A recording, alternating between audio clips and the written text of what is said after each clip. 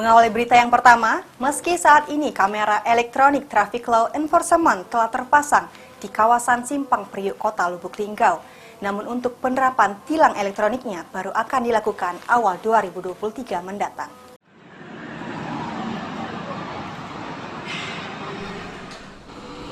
Satu perangkat kamera tilang elektronik atau ETL sudah dipasang di kawasan Simpang Priuk Kota Lubuk Linggau, namun masih dalam tahap sosialisasi ke masyarakat.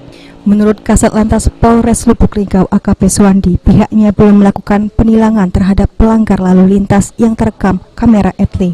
Menurut rencana, penilangan baru dilakukan pada awal tahun 2023. Jika nanti penerapan tilang sudah dilakukan, maka setiap pelanggar yang terekam ETL akan langsung dikirimkan surat tilang ke alamat rumah pengendara yang melanggar lalu lintas. Sekarang ini sudah terpasang di setiap Polres, jajaran 17 Polres, itu satu kamera di satu titik untuk mensosialisasikan kepada masyarakat bahwasannya di Polres-Polres sudah diterapkan ETL dan pelaksanaannya untuk saat ini kita tidak melakukan penilangan, namun kita mengedukasi terhadap masyarakat supaya paham tentang aturan ETL.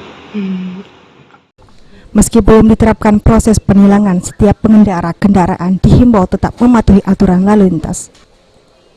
Tri Hajalia, PAL TV.